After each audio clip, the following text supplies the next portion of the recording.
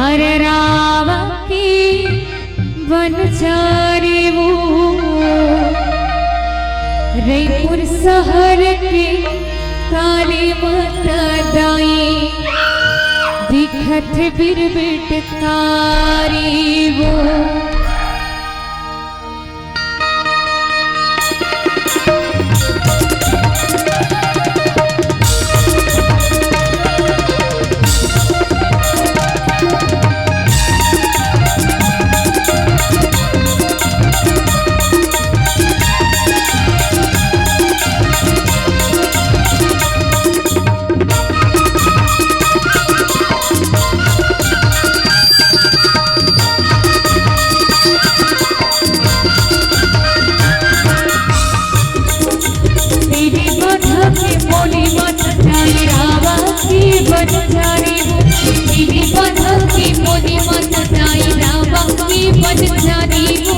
रईपुर शहर के काली माता दाई दिखत बिरबिट कारी रईपुर शहर के काली माता दाई दिखत बिरबिट कारी झूमर डारे मरवा झूमर डारे माता सेवा माँ झूमर डारे मरवा झूमर डारे माता सेवा माँ झूमर डारे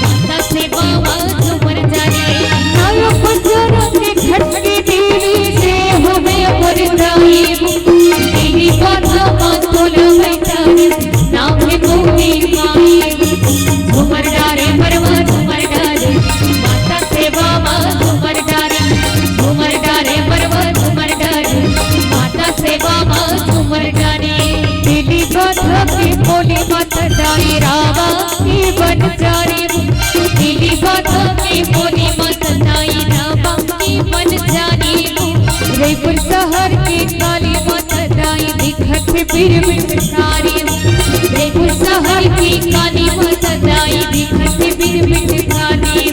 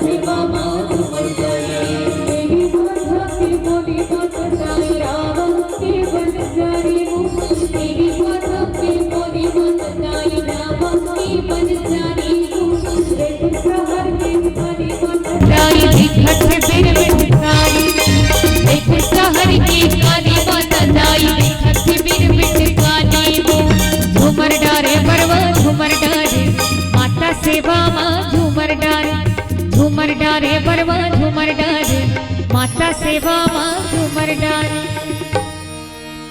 ये भैया मन काबर रुके हैं जान दो, ये आप सब पर रुके हैं। तो चलो निवेदन आप सबसे कम 2 लाइन में आप सबसे सुनना चाहूँ। निवेदन बरवा तब झूमी जब आप सब गाहू गए। तो चलो निवेदन आप सबसे, आप सबला मोर साथ गाना है 2 लाइन। तैयार?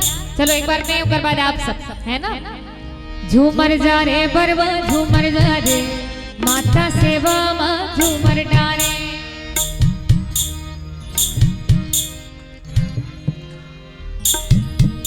क्या बात भाई, अति सुंदर गाथो आप सब। भाई हम सब बिल्कुल प्रशंसा करबो आप सबके। आप सबसे निवेदन, अभी तक जे मन भजन नहीं करे, अंतिम मौका है। आप सबसे निवेदन आनंद के साथ, हृदय के साथ आप और हम सब प्रेम से गावो। चलो झूमर जा रे बरवा झूमर जा रे, माता सेवा माँ झूमर डारे। झूमर डारे बरवा झूमर डारे, माता सेवा माँ झूमर डारे। दीदी बोलो के बोली मत दाई रावा के बन जा रे वो। दीदी बोलो के बोली मत दाई रावा के बन जा रे वो। जयपुर शहर के काली मत दाई दिखत बिर बिटकारी वो। जयपुर शहर के काली मत दाई दिखत बिर बिटकारी वो। झूमर डारे बरवा झूमर डारे बरवा। क्या बात है भैया, भैया मन गा रहे, लेकिन चलो प्रेम से गाना है, आवाज से गाना। मैं देखे झगड़ा करे हुए रतिक जोर जोर से चिल्लाते हैं, अब सुने नहीं सकते। तो चलो भजन करना है तो प्रेम से आवाज के साथ गाना। झूमर जा रे बरवा झूमर डारे, माता सेवा माँ झूमर डारे।